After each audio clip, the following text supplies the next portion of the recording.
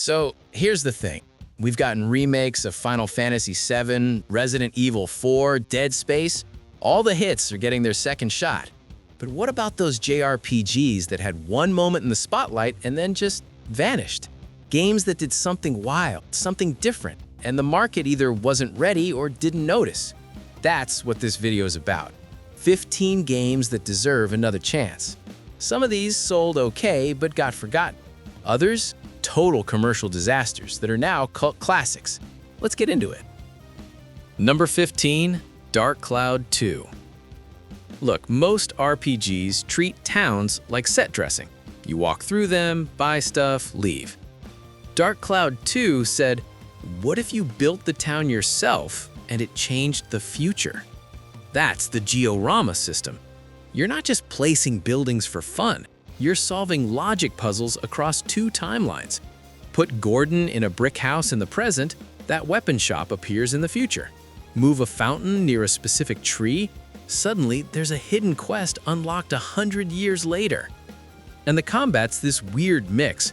Max has wrenches and guns, Monica's got swords and magic. Your weapons don't level up, you do. You feed them synth spheres. Evolve a rusty wrench into a legendary monster killer. Plus, there's a customizable steampunk mech, a golf minigame in dungeons called Sveta, and fishing that's way too addictive. The vibe's pure Studio Ghibli. Bright, cel-shaded, whimsical, time-traveling trains, moon people, the whole thing's delightfully weird. So why didn't it blow up? Timing. It came out when everyone was still obsessing over Final Fantasy X. Plus, those procedurally generated dungeons got repetitive fast, and the camera was a nightmare. But the ideas? Still fresh. Level 5 and Sony own the rights, and they've done nothing with it since a PS4 port. Criminal. Number 14, Radiant Historia. Chrono Trigger gets all the love for time travel, but Radiant Historia? That's the one that made it matter. You've got the White Chronicle, a book that lets you jump between two parallel timelines, standard history and alternate history. But here's the genius part. These timelines aren't separate. You need items from one to solve problems in the other. Got a bomb in the alternate path? Use it to clear a blockade in standard. It's not a gimmick, it's the whole game. Combat's equally smart. Enemies sit on a 3x3 grid. You're not just picking attacks, you're shoving them around, stacking them on the same tile so one spell hits all of them at once. It's turn-based battles as spatial puzzles.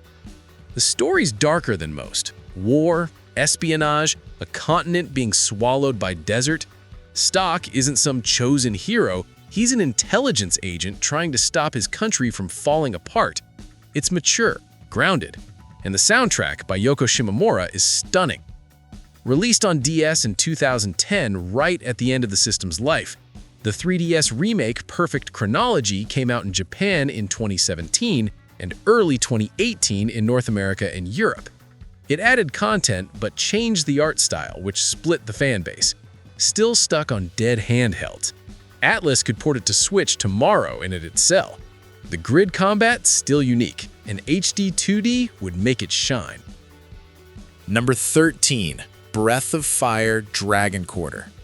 Capcom took a beloved fantasy series and turned it into a claustrophobic survival horror roguelite. In 2002, Dragon Quarter dumps you in deep earth, this underground dystopia where society's ranked by genetic lottery. You play Ryu, a low-tier nobody who finds Nina, a dying girl with artificial wings. The goal? Drag her to the surface, the sky, which most people think is a myth. But here's the kicker, the D counter. Ryu's got dragon powers, but every time you use them, every step you take, this percentage ticker goes up. Hit 100%, you die. Game over. Restart. It's designed to be hard. You're supposed to fail. Restart. Carry over your progress. Unlock new story branches. That's the scenario overlay system. It's a roguelite before roguelites were a thing. Combat's tactical. You set traps before fights. Positioning matters. Atmosphere's oppressive, industrial. scored by Hitoshi Sakamoto. It's tense, it's brilliant, and fans hated it at launch because it wasn't the open-world fantasy they expected. Lifetime sales? Abysmal. But now, after Dark Souls, after Returnal, gaming world's caught up. This deserves a remaster with optional difficulty modes. Capcom, you're sitting on gold. Number 12, Final Fantasy VIII. Yeah, I'm putting this here. I know it's sold almost 10 million copies, but it's still underrated. Final Fantasy VII was a cultural phenomenon. 8 had to follow that, and it went weird. No chibi characters, realistic proportions. No fantasy kingdoms, military academies, and sci-fi tech. And the junction system? Polarizing doesn't even cover it. Here's how it works. You don't buy magic, you draw it from enemies. Stock up to 99 fire spells, then junction them to your stats. Slap 100 Kurigas on your HP, and you've got 5,000 health at level 10. Junction Ifrit to strength, and you're one-shotting bosses. The system's hilariously breakable. Through the card mod ability, you can turn triple triad cards into high-level magic on Disc 1, refine some tents into Kuriga, turn a few cards into tornado spells, and suddenly you're unstoppable while staying at level 5. Enemies scale to your level, so you can just break the game. The story's surreal. Political intrigue that spirals into time compression and metaphysical nonsense. The romance between Squall and Rinoa is divisive. The Squall is dead theory exists for a reason. The 2019 remaster updated character models but left the backgrounds blurry. Fans want the 7 remake treatment. Full rebuild, junction system reworked to cut the tedium but keep the depth. It deserves that respect. Number 11, Terranigma. This is the Holy Grail. Never released in North America, trapped in legal hell, and it's one of the best action RPGs ever made. Terranigma is the finale of Quintet's trilogy, Soul Blazer, Illusion of Gaia, and this. You play Ark, a kid from the underworld, and your job is to resurrect the surface world. You climb 5 towers to bring back the continents, then you revive plants, then birds, then animals, then humanity. It's this macro progression of literally rebuilding Earth, and it's satisfying. Combat's fast. Spear combos, mid-air lunges, invincibility spins. Feels like a prototype for what Zelda would become. But the story goes dark. Turns out Ark's a creation of the devil, and resurrecting the world is part of a cosmic cycle of destruction. When you revive humanity, you wake up Baruga, a scientist who wants to make everyone immortal zombies to escape death. And the ending? Ark defeats Dark Gaia, saves the world, but as a creature of the underworld, he can't exist in the light world. He spends one last day in his village, falls asleep, and just stops existing, turns into a bird. It's heartbreaking. Square Enix owns the trademark, but Quintet's staff vanished.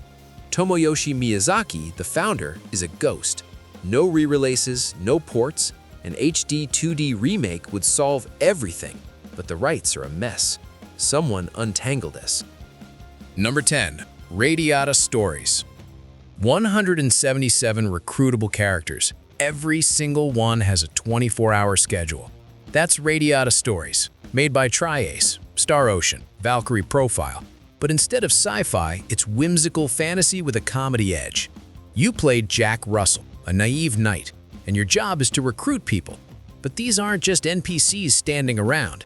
They wake up, go to work, eat lunch, hit the pub, go to sleep. You have to stalk them, find the exact moment to challenge them to a duel or do their quest. Miss the window? Come back tomorrow. It's this living, breathing world that predates Skyrim by years. Oh, and you can kick everything. Furniture, trees, people. Kicking an NPC starts a duel. Win, you get experience. Lose, you just get knocked out. No game over. It's weirdly charming. The story takes a dark turn. Halfway through, you pick a side, humans or fairy creatures. This choice locks out half the recruitable characters and leads to completely different endings. You're fighting former friends no matter what you choose. It's sold over 413,000 units worldwide, but never got a sequel or remake. The combat was criticized as too simple, but the living world system? Still unique. Square Enix owns it. Imagine this with modern AI schedules, refined combat, and the same cozy charm. It'd be massive. Number 9. Parasite Eve. Square's first M-rated game, a cinematic horror RPG set in modern-day New York, Christmas 1997. Your mitochondria are trying to kill you. Parasite Eve's technically a sequel to a Japanese horror novel, but you don't need to know that. You play Aya Brea, an NYPD rookie, and the villain is Eve, a sentient mitochondrial entity causing people to spontaneously combust. The premise is wild. Your cells are a separate organism, and they're rebelling. Combat's this brilliant hybrid. It's got an ATB gauge like Final Fantasy, but you can move Aya in real time, dodging projectiles and repositioning. When the gauge fills, time pauses, and a wireframe range dome appears. If the enemy's inside, you fire. It's survival horror meets turn-based strategy. The weapon customization is deep. Strip stats from one gun, graft them onto another. Upgrade a basic pistol into a monster with triple command and burst effects. Aya's magic, Parasite Energy, is justified in lore as her mitochondria evolving. The game takes place over 6 days, hitting real NYC locations: Carnegie Hall, Central Park, the Museum of Natural History. That grounded setting makes the horror hit harder. Square Enix has been teasing trademark activity, but nothing's happened. The PSP spin-off, The Third Birthday, butchered the franchise. A remake of the first game would bring back the survival horror RPG identity. Fans are begging for this. Number 8. Loved Final Fantasy and said, "Make us a JRPG." This was the result. Lost Odyssey's a traditional turn-based RPG, but it's elevated by one thing: 1,000 Years of Dreams. These are text-based visual novel segments written by award-winning novelist Kiyoshi Shigematsu. They're unlocked as you explore, and they're devastating. You play Kaim, an immortal who's lived for 1,000 years but lost his memories. These dream sequences fill in his past, like Hana's departure, where Kaim comforts a dying girl in an inn, pretending to be her father so she doesn't die alone. People cite this as some of the best writing in gaming. It explores the tragedy of immortality. Everyone you love dies, and you just keep going. The combat's solid. There's the aim ring system. 2 rings appear, you press a button when they overlap for a perfect hit. It keeps basic attacks engaging. Progression's unique too. Immortal characters don't learn skills by leveling. They have to link with mortal party members to absorb their abilities. The problem: Xbox 360 exclusive, 4 discs, never hit PlayStation or Nintendo. With Microsoft now porting games to other platforms, this should be top priority. The story alone makes it worth preserving. Number 7. Shadow Hearts Covenant. World War I, Lovecraftian horror. Rasputin's a sorcerer. There's a pink bat who fights with a frozen tuna. Shadow Hearts Covenant is chaos, and it's incredible. The Judgment Ring is the franchise's signature. Every action, attacking, casting spells, shopping, requires a reflex minigame. A radar arm sweeps a ring. You hit a button in the colored zones. Miss? The action fails completely. Hit the tiny red strike areas? Critical damage.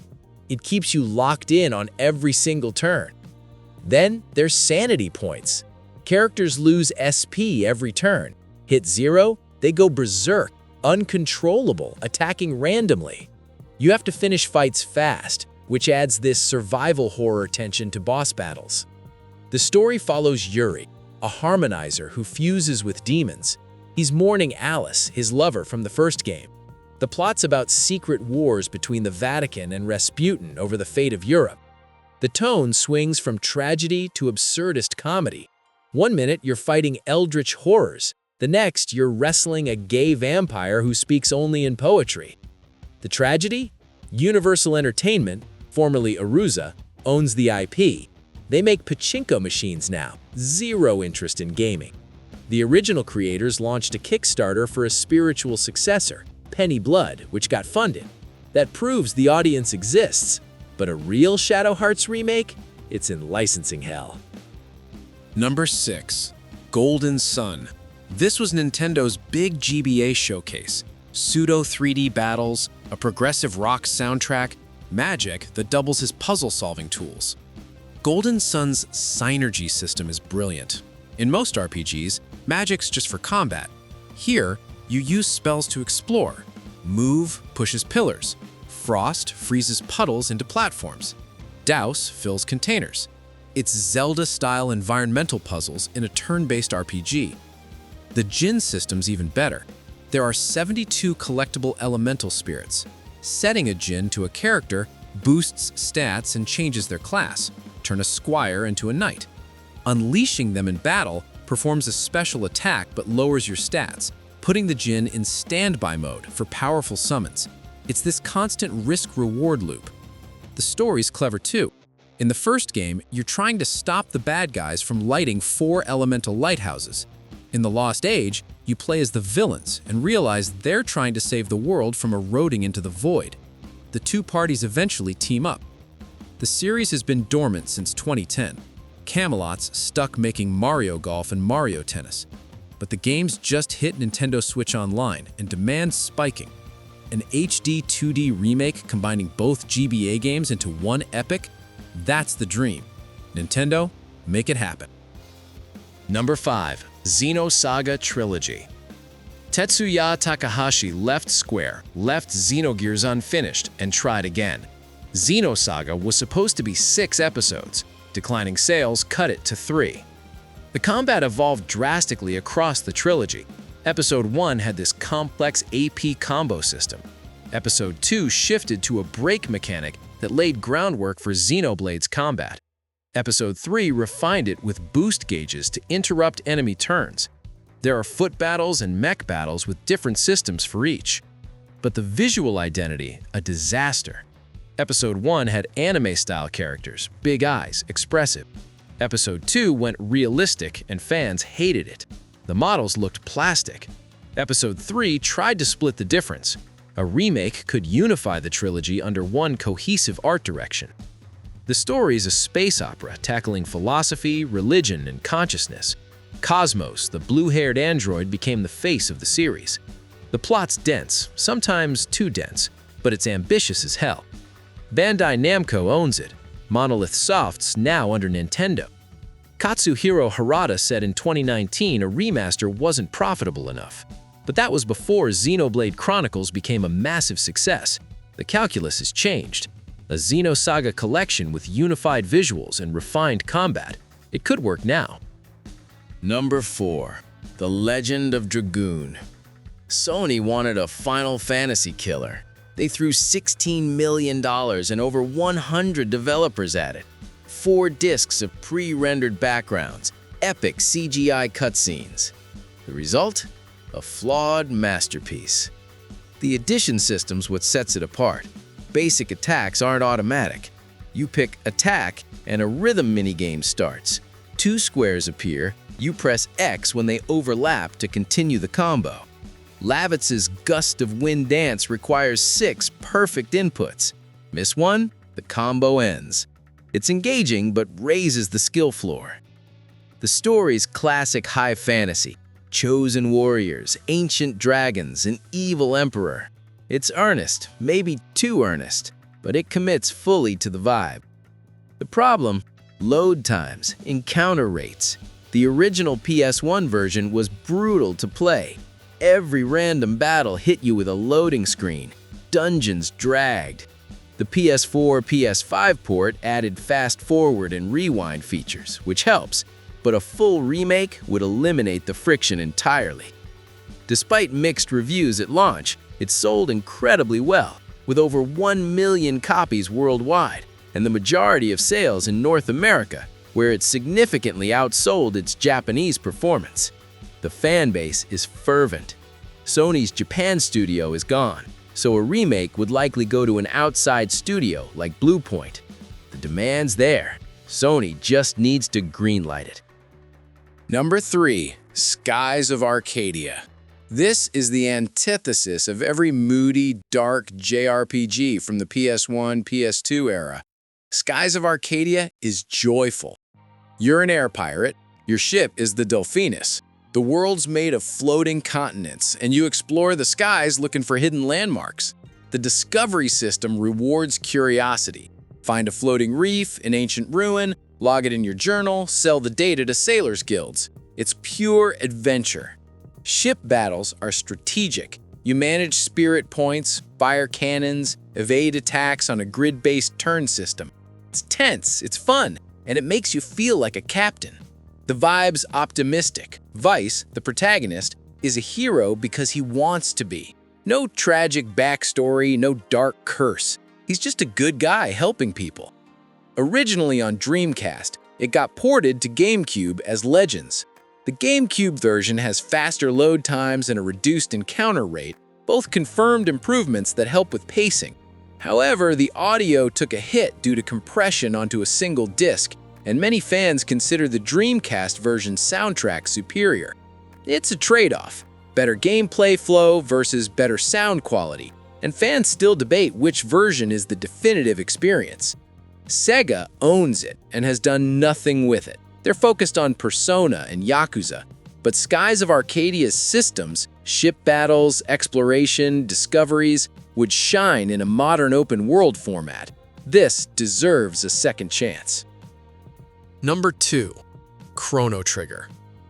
Yes, I'm ranking Chrono Trigger this high even though it's one of the most acclaimed RPGs ever, because it still deserves a remake. The Dream Team, Sakaguchi, Final Fantasy, Yuji Horii, Dragon Quest, Akira Toriyama, Dragon Ball, created what many call the perfect RPG. No random encounters, enemies are visible. Combo techs let characters combine abilities. Multiple endings based on when you fight the final boss. It introduced New Game Plus to the mainstream. The time travel isn't a gimmick. You fight Lavos across different eras. Prehistoric, medieval, post-apocalyptic future. Your actions in one era ripple forward. Save a kingdom in the past and it thrives in the present. It's cause and effect as core gameplay. The music by Yasunori Mitsuda is legendary. Frog's Theme, Corridors of Time. These tracks are embedded in gaming culture. Rumors of an HD 2D remake persist. Square Enix denies active development as of 2025, but after Live Alive and Dragon Quest III, this is the most logical next step. The pixel art's timeless, but an HD 2D treatment would introduce it to a new generation. This is the remake that needs to happen. Number 1. Xenogears. Xenogears was supposed to be Final Fantasy VII. Square said it was too dark, too complex, too weird. So Tetsuya Takahashi made it anyway. Disc 1 is brilliant. You've got martial arts combos, giant mech battles with fuel management, a story exploring Gnosticism, Freudian psychology, and the nature of God. It's ambitious, dense, and fascinating. Then you hit Disc 2. Budget ran out, time ran out, the developers had to cut gameplay. Characters sit in chairs and narrate the plot. Occasionally you get a boss fight, but entire dungeons, entire story arcs are just described to you. It's infamous, it's heartbreaking. But even with half the game missing, it's still incredible. The ideas are too strong, the characters are too compelling, the themes, identity, free will, cycles of violence are too important. A remake that finishes Disc 2 is the dream. Convert those narrated segments into full dungeons, cutscenes, gameplay. Let us play the second half the way Takahashi intended. The problem? Square Enix owns the IP. Takahashi's now at Monolith Soft under Nintendo. A collaboration would be required. But if they pulled it off, if they gave Xenogears the ending it deserved, that would be the greatest remake in JRPG history. So there's the list. 15 games that swung for the fences and missed. Or hit, but nobody noticed. Some are stuck in legal hell. Some are just forgotten. But every single one brought something new to the table. Which one do you want to see remade? Drop a comment. And if you made it this far, you know the drill. Like, subscribe, all that. I'll catch you in the next one.